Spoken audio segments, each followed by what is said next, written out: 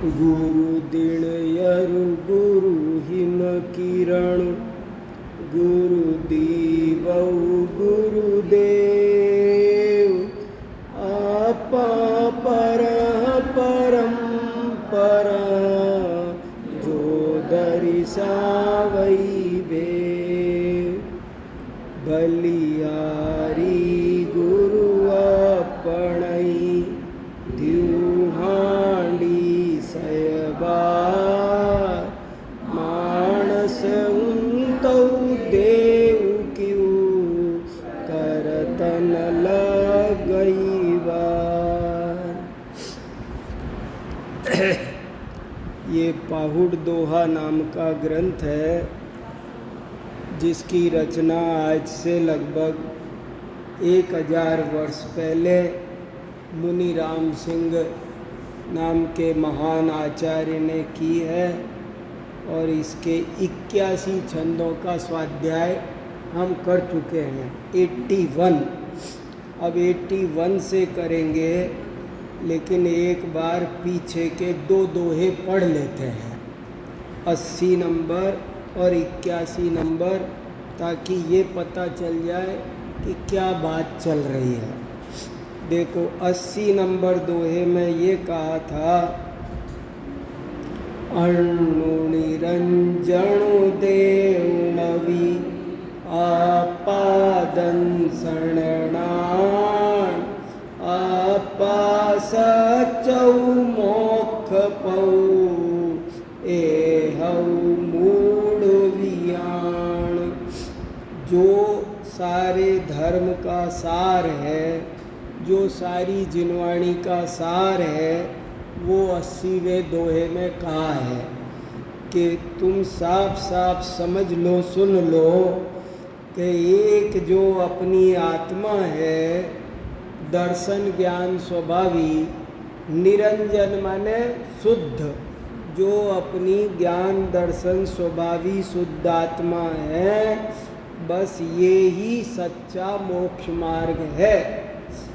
ये बात पक्की समझ लो, एक सिद्धांत लोहे की लकीर जैसा पक्का कर लो कि जो अपना ज्ञान दर्शन स्वभावी आत्मा नहीं जाना तो कुछ नहीं जाना, वही मोक्ष मार्ग है। ये बात पक्की कर दी 80 नंबर में। और फिर 81 नंबर में क्या कहा, वो बहुत खतरनाक बात कही गई है, उसको पढ़ते हैं। ताम कुति थई परिभमई धोतिम ताम करंति गुरु पसाए जामणवी देह देव मणंते। ये दोहा योग सार में भी मिलता है। योग सार योगिंदु आचार्य ने लिखा है, उसमें भी ये दोहा ऐसे की ऐसे मिलता है। क्या अर्थ है इसका?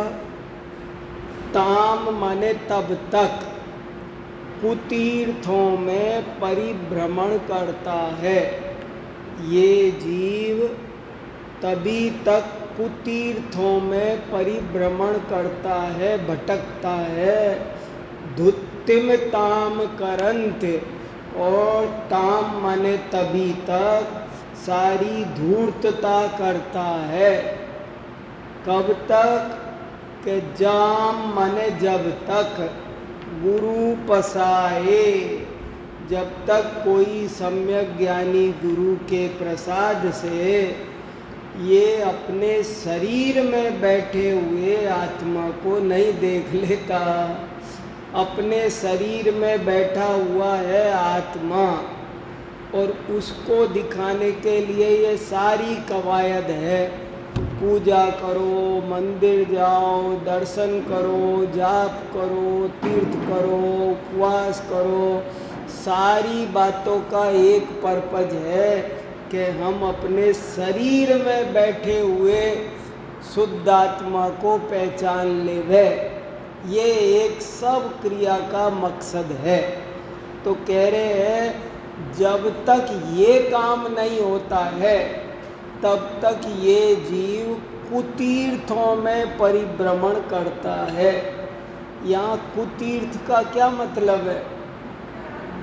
यहाँ नहीं, अरे ये तो बहुत धर्मात्मा जीव की बात चल रही है। ये कुगुरु कुदेव कुधर्म को मानने वाले जीव की बात नहीं चल रही है। ये तो उस जीव की बात चल रही है जो धर्म के क्षेत्र में बहुत आगे आ गया, पर अंदर में धर्म नहीं उतरा। तो उससे कहा ये कुतीर्थ का मतलब यहाँ पर केवल वो मिथ्या तीर्थ कुगुरु कुदेव वाले मत समझना।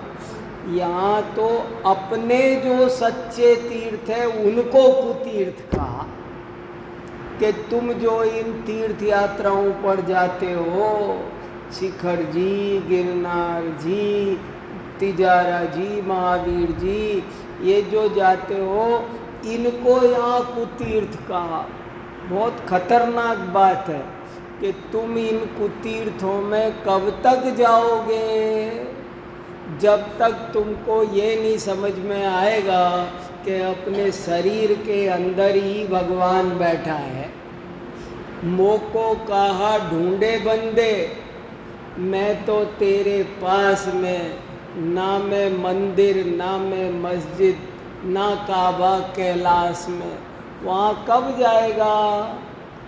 जब अपना दिख जाएगा तो क्यों जाएगा? जब अपना नहीं दिख रहा है तो ये सब जगह भटकता फिर रहा है। कुतीर्थ, कुतीर्थ शब्द का अर्थ है कु माने पृथ्वी। कु शब्द का अर्थ बुरा नहीं है। यहाँ कु शब्द का अर्थ बुरा भी होता है। कुगुरु कुदेव कुपुत्र, तो कुपुत्र में कु का क्या अर्थ है? बुरा। लेकिन यहाँ कुपुत्र, यहाँ कुतीर्थ का मतलब में कु शब्द का मतलब बुरा नहीं है। यहाँ कु शब्द का एक अर्थ होता है पृथ्वी। धरती पर पूर्व से पश्चिम, उत्तर से दक्षिण, सारी धरती पर बहुत तीर्थ हैं और ये उन सारे तीर्थों में कब तक जाएगा? और केवल जाएगा नहीं लिखा, परिभ्रमई लिखा, भटकेगा। जो बताओ, जो तीर्थ यात्रा कर रहे हैं उसको क्या लिखा है? भटक रहे। बताओ, अपन तीर्थ यात्रा करने जा रहे हैं और ये क्या कह रहे हैं? भटक रहे हो। अब सोचो, जो शिमला मसूरी जाते हैं उनसे क्या बोलेंगे? ये अशुभ भाव वालों से क्या बोलेंगे? ये तो जो शुभ भाव में जा रहे हैं उनसे कह रहे हैं क्या तुम भटकते रहते हो, और जो भी कुछ तुम कर रहे हो वो सब धूर्तता कर रहे हो। बताओ, सब धूर्तता कर रहे हो। और ये तीर्थों पे भटकने की तुम्हारी आदत और ये धूर्तता करने की आदत कब तक रहेगी? जब तक तुमको अपने शरीर के अंदर निरंजन निज शुद्ध परमात्मा के दर्शन नहीं होंगे। देखो क्या बात है, ऐसे क्यों लिख दिया? कोई सोचे, ये तो जरा बात कठोर सी नहीं हो गई? तीर्थ यात्रा पर जाना, दुनिया तो खुशी खुशी जाती है। शास्त्रों में भी प्रेरणा दी है, ज्ञानी भी देते हैं, एक बार बंदे जो कोई, सब लिखा है ना। और फिर ऐसे क्यों लिख दिया इनने? भाव सहित तो लिखा, पर इन्होंने तो कह दिया क्यों भटकते फिर रहे हो। अरे एक बात ये भी है कि शुभ भाव को अगर जोर दे के निषेध ना किया जाए ना तो छूटता नहीं है। अभी मैं 2 दिन पहले मुरादाबाद गया था, वहाँ एक बड़े प्रोफेसर मिले, उनसे भी यही विषय पे चर्चा हुई। और अभी पिछले हफ्ते मैं कनाडा में टोरंटो जाके आया, वहाँ पर भी इसी विषय पे चर्चा हुई कि भाई ये शुभ भाव को हेय कहना, पुण्य को हेय कहना, ये कितनी अच्छी बात है। हमने कहा कि देखो, इसको छोड़ने में जरा ज़्यादा ताकत लगानी पड़ेगी। अशुभ बुरा है ये तो सारी दुनिया कह रही है, अशुभ छोड़ना चाहिए, ये समझाने की जरूरत नहीं है, तो बच्चा बच्चा समझता है। लेकिन शुभ भाव छोड़ना चाहिए, इसमें थोड़ी ज़्यादा पावर लगेगी, नहीं तो इसका पक्ष जाएगा नहीं, ये पक्ष बचा रहे। बहुत लोगों को अटपटा लगता है जब ऐसी बात कही जाती है। समय सार में लिखा कि पुण्य भी बेड़ी है, जैसे लोहे की बेड़ी बांधती है, ऐसे सोने की बांधती है। इसलिए दोनों कुशील है और दोनों को छोड़ो। तो कोई कहे, हाय राम, ऐसे क्यों बोल रहे हैं? अरे इसलिए बोल रहे हैं कि तुमसे छूटेगा नहीं है, पुण्य नहीं छूटता, उसको तो गले लगा के दुनिया बैठी है। पर सच्चा भक्त भगवान का मंदिर में पूजा शुरू करने से कहता है, पुण्यम समग्र महमेक मना जुहोमी। हे भगवान, ये इस भरोसे मत रहना कि मैं आपकी पूजा कोई पुण्य के लिए करने। देखो क्या लिखा, पूजा में लिखा है, प्रतिज्ञा, पूजा प्रतिज्ञा पाठ है वो, उसमें ये लिखा है कि भगवान, मैं एफिडेविट लिख रहा हूँ आपके सामने कि मैं जो मंदिर आया हूँ ना, पूजा कर रहा हूँ, सो कोई गलत फहमी में मत रहना, मैं पुण्य के लिए नहीं कर रहा हूँ, कुछ और खास बात है, मैं वीतरागता के लिए पूजा कर रहा हूँ, पुण्य उन्य के लिए नहीं कर रहा। मना किया। तो इतनी सख्ती से बात ना करो, तब तक असर नहीं कर दिया। थोड़ा जोर से देखो, गाय और भैंस में क्या अंतर है कि गाय को जरा सा इशारा करो तो हट जाएगी, अब भैंस मोटा डंडा दिखाना पड़ता है तब तब भी हटे तो हटे। तुम समझो मैं दीवार के बगल से निकल जाऊं, कुचल देगी, दबा देगी। ऐसे हमारी बुद्धि बहुत मोटी है पुण्य को लेकर के। पुण्य हमसे छूटता नहीं है, अपन इनमें उल्टे संतुष्ट हो जाते हैं, इसलिए ऐसी भाषा बोलनी पड़ती है। और वो कुतीर्थ नहीं हो गए, तीर्थ यात्रा ही है, वो कोई भटकना नहीं है। तीर्थ धर्म के धर्मार शुभ भाव की जो क्रिया है वो कोई धूर्तता नहीं है। लेकिन ये तो पाउड दोआ बहुत ऊंचा ग्रंथ है, ये धर्म कराना चाह रहा है, शुद्धोपयोग कराना चाह रहा है, इसलिए ये ऐसा कह रहा है कि ये जो तुम सब कर रहे हो ये धूर्तता है, छोड़ो। ताम कुती थई परिभमई धोतिम ताम करन गुरु पसाए जामनवी देह देव मुनिंत। तभी तक कुतीर्थों में भटकता है और तभी तक सारी धूर्तता करता है जब तक गुरु के कृपा से शरीर के अंदर बैठा हुआ आत्मा नहीं दिखता है, तभी तक खेल है। पिछले कहा था ना, जब तक मरकत मणि नहीं मिली है तभी तक कांच के टुकड़े समेट रहा है। जब मरकत मणि मिलेगी तो कांच के टुकड़ों से ध्यान हट जाए। असली धर्म जिसको नहीं मिला है वो छोटी छोटी बातों पर सेठ बना फिर रहा है और ये कह रहे हैं असली बात मिलेगी तब धर्म होगा। देखो अब अगला देखो कितना बढ़िया है। लोहिय मोहिताम तुहु विषय सुख मुणे गुरु पसाए जामनवी अविचल बोइलहे। लोहे, लोहे माने लोभ से, लोभ माने रुपए पैसे का लोभ नहीं, यहाँ लोभ माने पुण्य का लोभ, लोभ माने इच्छा, लोभ माने आशा।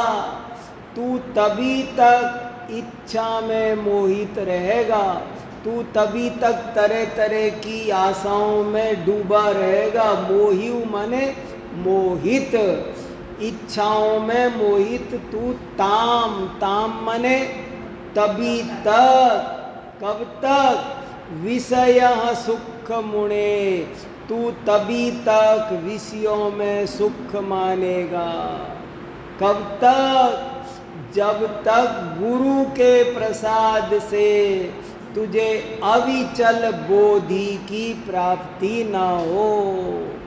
अविचल बोधि, शुद्ध ज्ञान, जब तक तुझे सच्चा ज्ञान नहीं मिलेगा, तत्व ज्ञान सच्चा नहीं मिलेगा, अविचल माने अपने ध्रुव स्थिर आत्मा का ज्ञान नहीं मिलेगा, तब तक तुझे तरह तरह की 100 इच्छाएं फुरेंगी।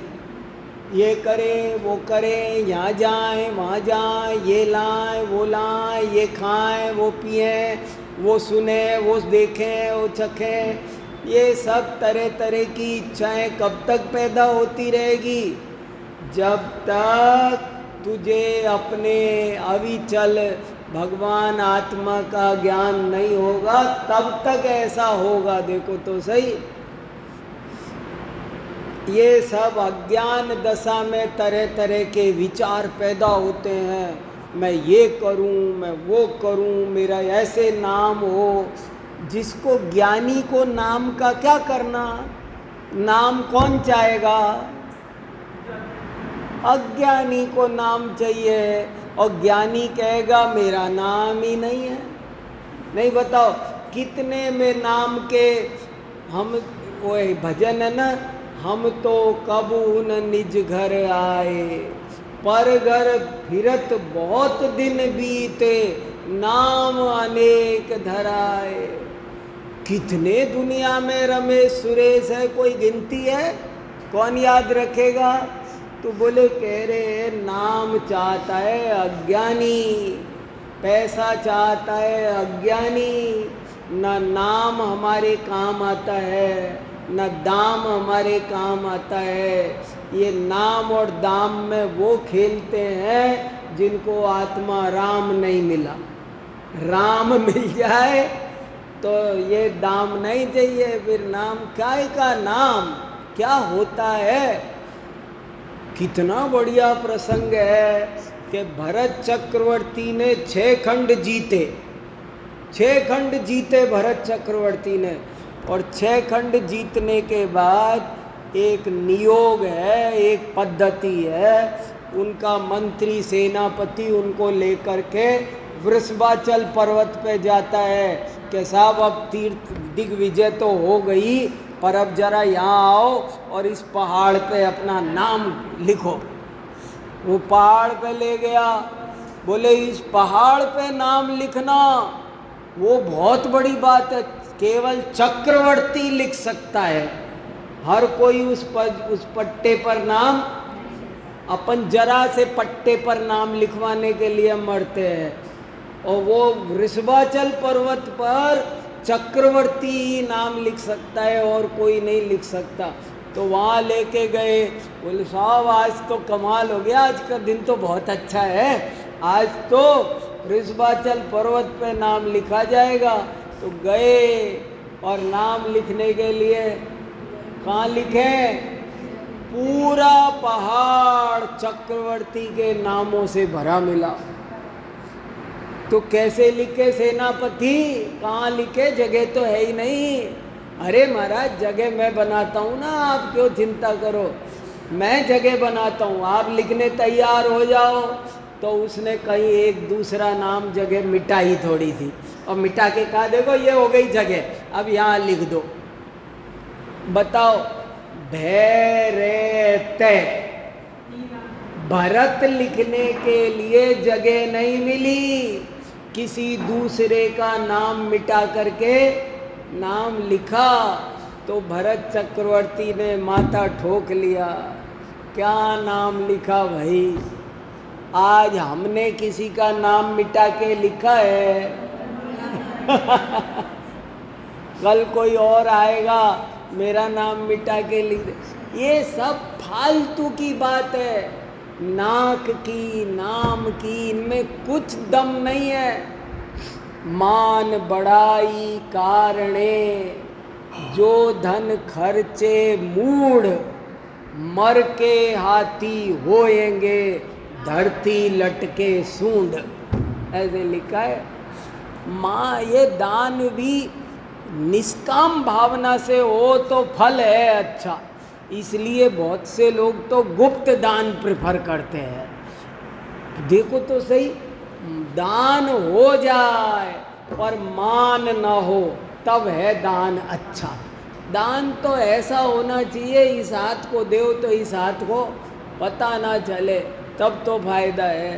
तो देखो क्या कहा, तभी तक लोभ है, तभी तक विषयों में जीव मोहित है, तभी तक पांच इंद्री के विषयों में सुख मानता है, जब तक अपने स्थिर शुद्ध आत्मा को नहीं जानता है।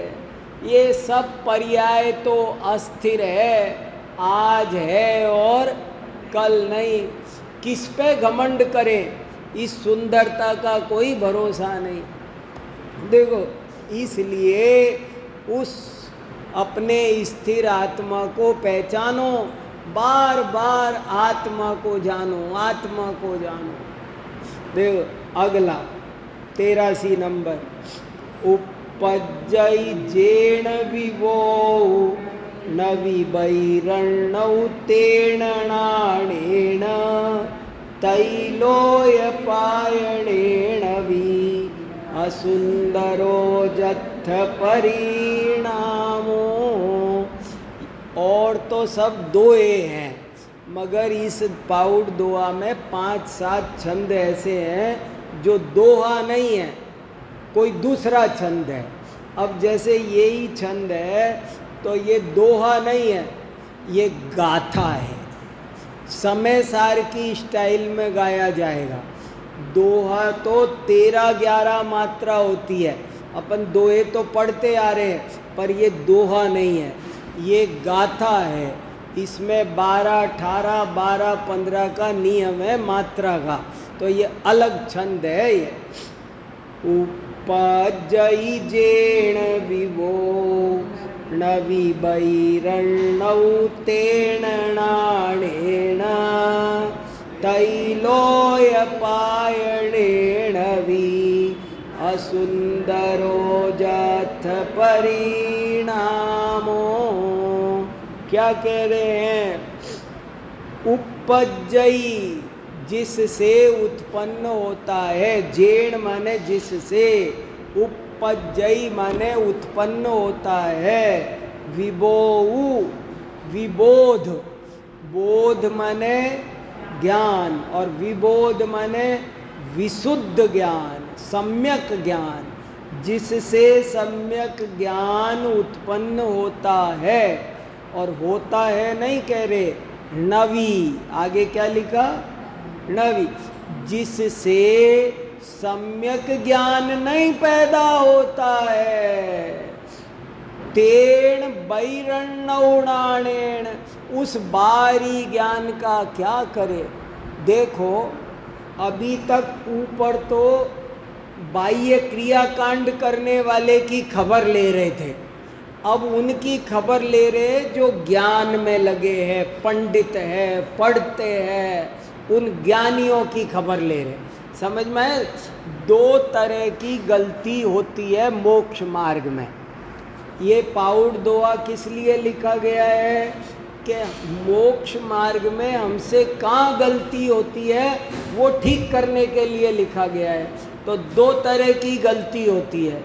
एक गलती तो ये होती है कि हम बाह्य आचरण तो ऊपर ऊपर से सुधार लेते हैं और अंदर से नहीं बदलते हैं, कि तुम ऊपर ऊपर से सांप केंचुली तो छोड़ देता है पर जहर नहीं छोड़ता। तो एक गलती तो ज़्यादातर लोगों से ये होती है कि वे ऊपर से धर्मात्मा दिखने लग जाते हैं, और दूसरी गलती ये होती है कि वो पंडित बन जाते हैं। ये दोनों की, एक ज्ञान में आगे बढ़ जाता है। तो अब उनकी खबर ले रहे, देखो, उपजई जेण विवो नवि बैरणौ तेण नाणेन तैलोय पायणेन वि असुंदरो जथ परिणामो, के जिससे विशुद्ध ज्ञान उत्पन्न नहीं होता उस बाहरी ज्ञान का क्या करे? बैरणौ तेण नाणेन, उस बाहरी ज्ञान का क्या करें जो अंदर का ज्ञान पैदा ना करे। ज्ञान ज्ञान ज्ञान बुरा नहीं, मगर वो बाहरी ज्ञान किस काम का? बाहरी ज्ञान किस काम का? बाहरी ज्ञान से कोई ऐसे बाहरी ज्ञान से कोई फायदा नहीं जिससे अंतर का ज्ञान नहीं मिलता हो। तैलोय पाडणेणवि, तीन लोक की पटुता आ गई, तीन लोक की होशियारी चतुराई आ गई, सब होशियारी आ गई। कहाँ प्लॉट खरीदना, कैसे बनाना, कहाँ जाना, कैसे करना, इनकम टैक्स कैसे होता है, नेता कैसे हैंडल होता है, सब कामों में सब अभी कर देंगे फटाफट। समाज में ऐसे ऐसे लोग होते हैं, तो बोले तीन लोक की चतुराई देने वाले उस ज्ञान का क्या करे जिसका रिजल्ट खराब हो। कोई कहे मैंने बढ़िया बढ़िया मशीन बनाई है, वो मच्छर नहीं आते हैं। अरे क्या है इसका रिजल्ट पता है? तूने पाप का काम किया, तो पाप का काम करने वाले ज्ञान से मैंने चूहे पकड़ने का पिंजरा बनाया है, वो मर जाए ऐसे बनाए, मैं कॉकरोच बचाने। अरे ये ऐसी होशियारी किसी काम की? लिखा ना, जो उस बाहरी ज्ञान का क्या करे जिससे आत्मा का बोध नहीं होता है और दुनिया में होशियार कहलाता है, पर परिणाम माने उसका रिजल्ट तो असुंदर है। सब कहाँ सुंदर रिजल्ट है, नरक तिर्यंच में जाएगा। पाप की चतुराई, कोई कह देखो मैं कैसी दुकानदारी करता हूँ, इसको आता ही नहीं है, मैं ग्राहक ऐसे पटा लेता हूँ, मैं ऐसे कर लेता हूँ, ऐसे कम तोल देता हूँ। अरे ये है, ये चतुराई है, ये समझदारी है, इसको आता ही नहीं। बहुत से लोग सज्जनों को ऐसे समझते हैं, अरे इनको तो कुछ आता ही नहीं है, और खुद बड़े पाप करते हैं, हिंसा, झूठ, मायाचार, छल कपट, और समझते हैं कि हम बहुत आगे हैं। उनके लिए कहा कि उपजई जेण विवो नवि बैरणौ तेण नाणेन तैलोय पायणेन वि असुंदरो जथ परिणामो। उसका रिजल्ट तो गलत है ना। आपने हिंसा, झूठ, चोरी करके पैसा कमा लिया, डिग्री कमा ली, अवार्ड जीत लिए। एक आदमी सीधा होता है, वो अवार्ड नहीं ले पाता, और एक चतुर होता है, यहाँ से सिफारिश लगाई, वहाँ से सिफारिश लगाई, तो कहता देखो मुझे राष्ट्रपति पुरस्कार मिल गया। अरे तेरे इस राष्ट्रपति पुरस्कार का क्या करे भाई। हाँ, इसका परिणाम सुंदर नहीं है। मांग करके लिया तो क्या लिया, जिसका परिणाम सुंदर नहीं है। और देखो क्या कहते, तासुलीय दृढ़ दिज्जई, जिम पड़ियई तिम खिज्जई, अहवण गम्मा गम्मई, तासु बंजे सई अपन कम्मई।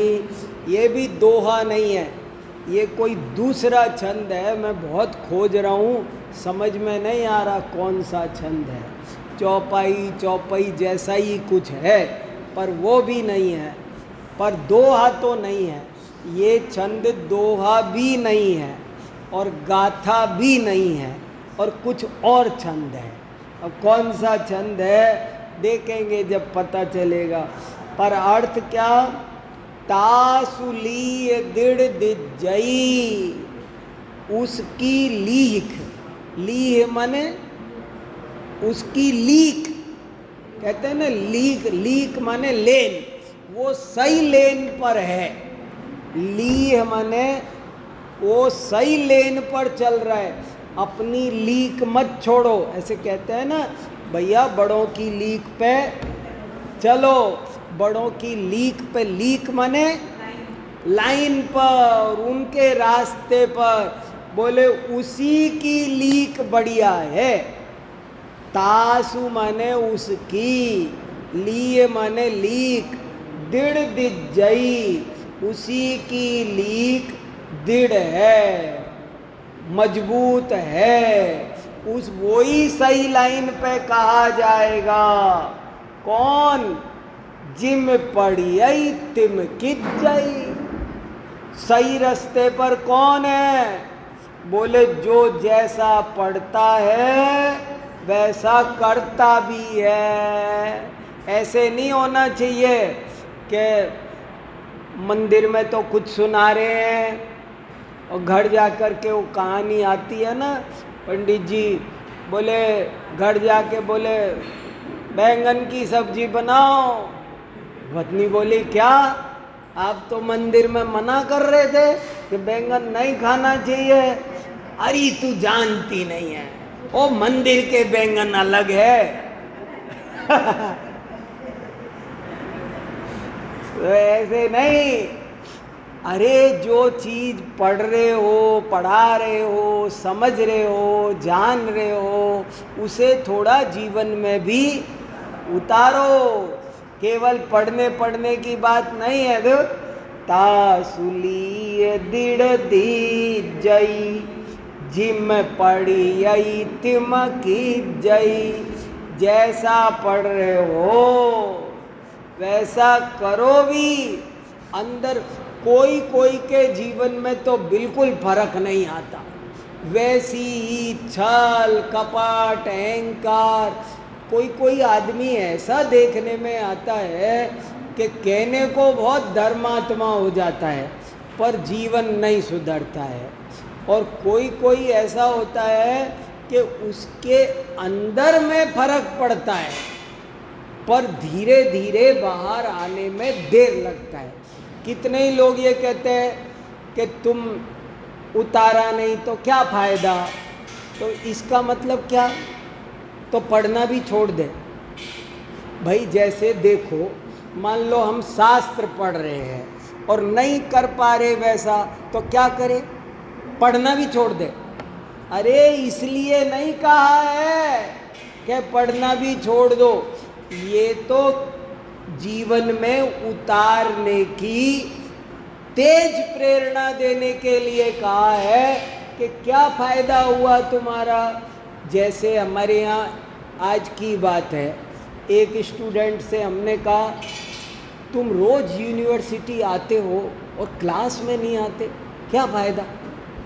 तुम यूनिवर्सिटी आते हो, घूमते हो, गुलछर्रे मचाते हो, क्लास में नहीं आते, तुम्हारा क्या फ़ायदा यूनिवर्सिटी आने का। तो वो बोले कल से मैं यूनिवर्सिटी भी ना आया करूं क्या। अरे भाई यूनिवर्सिटी तो आना है, मगर वहाँ से क्लास में भी आना है। ऐसे ही हम कहे भाई थोड़ा जीवन में उतारो, वरना पढ़ने का क्या फ़ायदा। तो ठीक है कल से पढ़ेंगे नहीं। अरे नहीं, पढ़ना तो है, मगर कोशिश करनी है कि वो बात थोड़ी जीवन में भी उतरे, और उतरती भी है। कोई सही ढंग से स्वाध्याय करेगा तो उसके जीवन में परिवर्तन आए बिना रहेगा, थोड़ा न बहुत आएगा जरूर। तासुलीय दृढ़ दिज्जई, जिम पड़ियई तिम खिज्जई, अहवण गम्मा गम्मई। अहव, अहव माने अथवा। अरे जो जैसा पढ़ता है वैसा करता है, उसकी क्या बात बताएं। उसके तो गम्मा गम्मई, उसके तो गमना गमन ही छूट जाता है। वो तो जन्म मरण से, गमना गमन माने जन्म मरण, उसका जन्म मरण छूट जाता है। और वो भंजे सही अपन कम्मई, और वो अपने कर्मों का भांज देता है, नष्ट कर देता है। 85 नंबर, बखाणना करंतु बहु। ये आया फिर दोहा, बखाणना करंतु बहु, अपिण दिन्ना चिंत, कणई जी रही उपयालु जिम, पर संगही उबुहो। तो क्या कह रहे हैं, बखाणना करंतु बहु। बखान तो तू बहुत करता है, देखो बखाणना माने बखान तो बहुत करता है, बातें तो बहुत करता है बड़ी बड़ी। बखान तो करंतु बहु, बहुत लंबी चौड़ी बातें करवा लो। और अपिण दिन्ना चिंत, और चित्त को अपनी आत्मा में नहीं लगा, बातें ही बातें करा लो और आत्मा में चित्त को लगाया नहीं। तो उसने क्या किया, कण ही जी रही उपयाल झिम, कि उस आदमी ने ऐसा किया कि कण छोड़ दिए और पयाल इकट्ठा कर लिया। पयाल माने भूसा, तुस, उसने पयाल तुस इकट्ठा किया है और कण छोड़ दिए। पर संगहिउ बहुत, पर उसने पर वस्तु को, भूसे को संगहिउ संग्रह किया, बहुत बहुत ढेर लगा दिया। पर काय का ढेर लगा दिया, भूसे का ढेर लगा दिया, कण तो लिया ही नहीं। कण कब लेवे, जब जैसा पढ़े वैसा करे, थोड़ा थोड़ा चले पर उस मार्ग पर चले भी। बखाणना करंतु बहु, अपिण ची, कणई जिरई उपयाल जिम, पर संगई बहुत। अगला पंडिय पंडिय पंडिया कण छंडी वितुस कंडिया अत्थे गंथे तुठोसी परमत्थुण जानई मूडोसी। ये भी दोहा नहीं है पर कुछ वैसा ही है। देखो क्या कह रहे हैं, पंडिय पंडिय पंडिया, पंडित, देखो क्या कह रहे, पंडिय पंडित पंडित पंडित, देखो 3 बार संबोधित किया, हे पंडित, हे पंडितों के पंडित। पंडित बनते हैं लोग तरह तरह से, बोले न्याय व्याकरण शास्त्रार्थ धुरंधर तरह तरह की पढ़ाई कर करके बोले बहुत बड़े पंडित के रूप में स्थापित हो गए। बोले हे पंडित, पंडितों के पंडित, तू क्या कर रहा है? कण छंडीवी तुस कंडी है, कण छोड़ते जा रहा है और भूसे को इकट्ठा कर रहा है। अत्थे गंथे तुठोसी, तू अर्थ में और ग्रंथ में तुठोसी संतुष्ट हो गया है, परमत्थ न जानई मूढ़ोसी, परमार्थ नहीं जानता है इसलिए तू मूढ़ है। बहुत जगह ये बात आती है, तक्रम पिबंती पंडिता, जो आत्मा को नहीं जानता और सारा ज्ञान अर्जित करता है तो वो छाछ पीता है, मक्खन तो छोड़ देता है। कितने ही लोग छोटी छोटी बातों पर, जरा जरा सी बात पर पंडित लड़ते हैं। अरे भैया क्या लड़ना, भावार्थ पकड़ो, शास्त्रार्थ करो, शास्त्र का अर्थ लगाओ। जरा जरा सी चीज पर उलझने की जरूरत नहीं है, नहीं तो ये हाल होगा तुम्हारा। कण तो छूट जाएगा और सारी जिंदगी भूसा कूटने में निकल जाएगी। आए थे हरि भजन को, ओटन लगे कपास, इस धंधे में लग जाएंगे।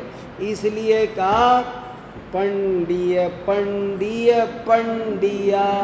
ये दोहा भी बहुत आचार्यों ने कोट किया है, कई टीकाओं में मिलता है।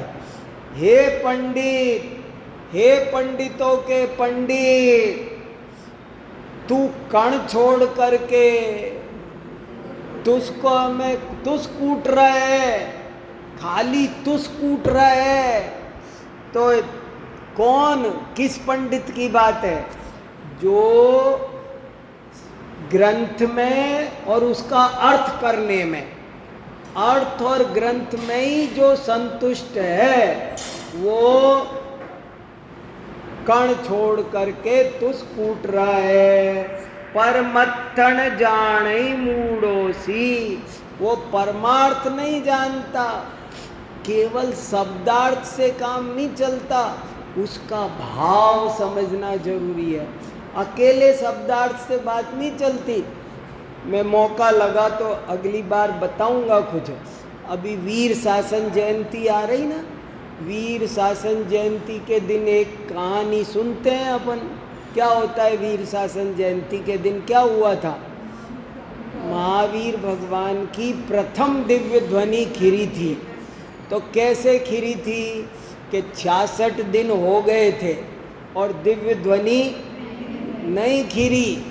तो सबको चिंता हुई कि तीर्थंकर की दिव्य ध्वनि तो कंपलसरी खिरती है, ये मूक केवली नहीं है कोई, तो क्यों नहीं खिर रही है?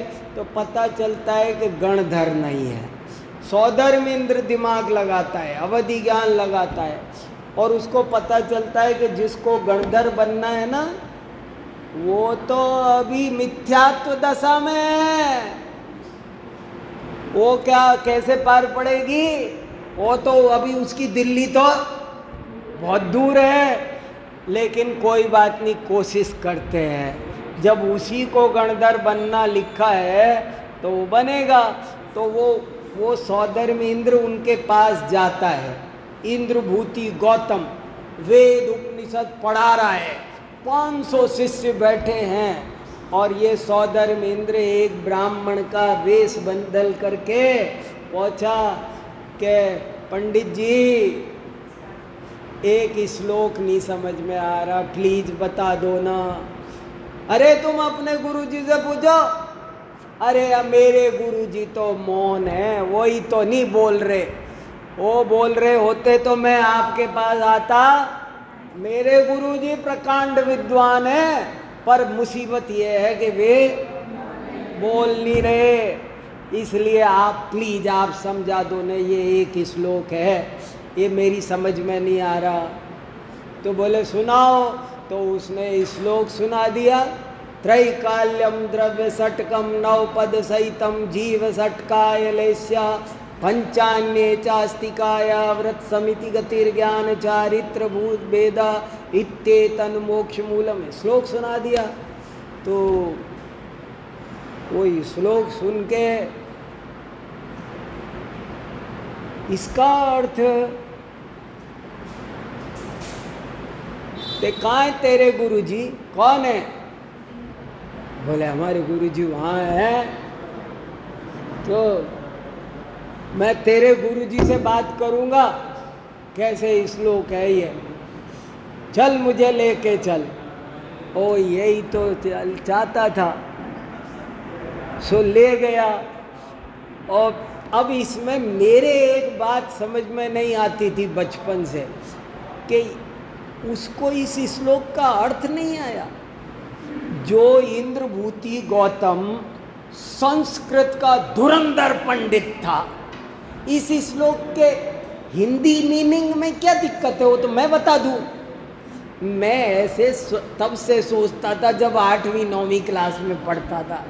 मैं सोचता था इंद्रभूति गौतम से उसने यही तो पूछा था कि इस श्लोक का अर्थ बता दो, तो इसके अर्थ में क्या है?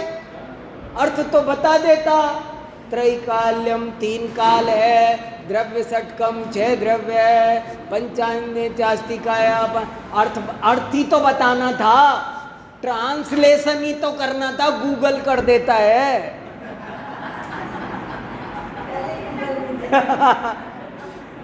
तो मैं ऐसे बचपन में आज आपको बता रहा हूँ, मैं बचपन से सोचता था। और आपको बताऊं मैं पिछले साल तक मेरी समझ में नहीं आया कि ये उससे इस श्लोक का अर्थ नहीं बताया गया। अर्थ बता देता।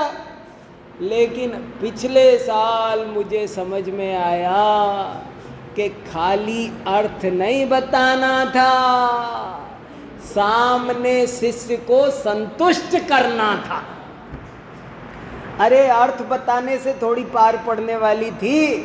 वो अर्थ तो बता देते कि भाई देखो सुनो, 3 काल होते हैं, भूत वर्तमान भविष्य। फिर वो पूछता कि वो कैसे होते हैं, वो समझाओ। तो 3 काल समझाने में उस एकांतवादी को एड़ी से चोटी तक का पसीना आ जाता, क्योंकि ये 3 काल उसी के यहाँ सिद्ध होते हैं जो अनेकांतवादी हो, जो उत्पाद व्यय द्रव्य मानता हो, वही 3 काल मान सकता है। ऐसे 3 काल बोलने से कुछ नहीं होता। 3 काल माने क्या? ऐसे थोड़ी 3 काल दुनिया के किसी भी धर्म में 3 काल बनते नहीं।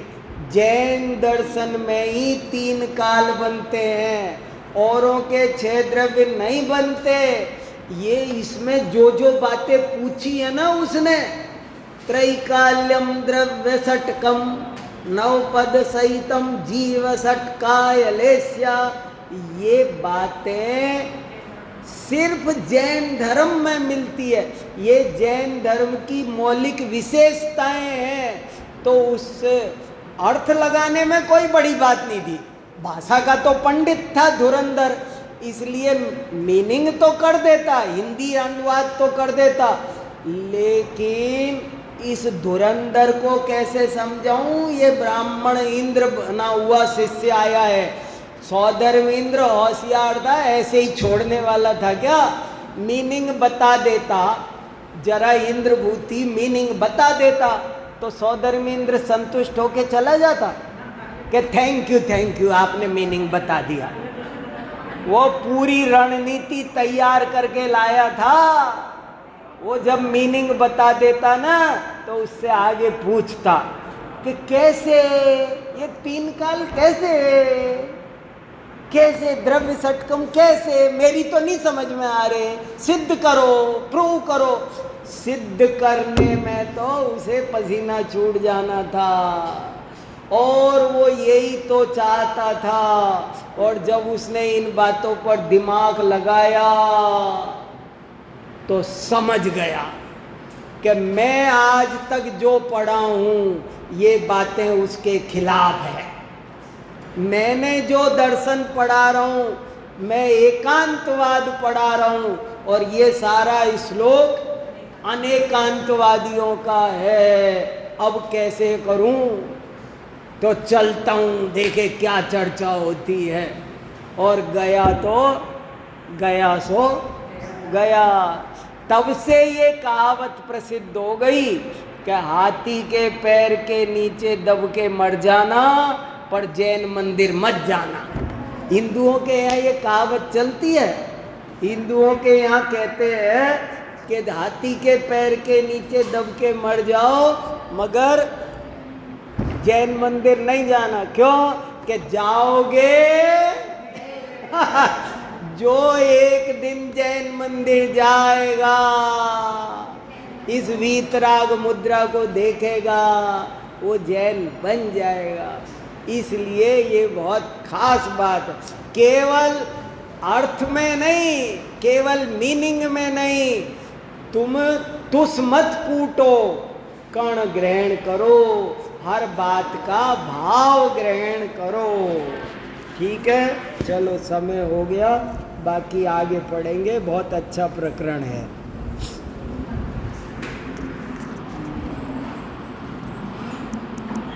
जिनवाणी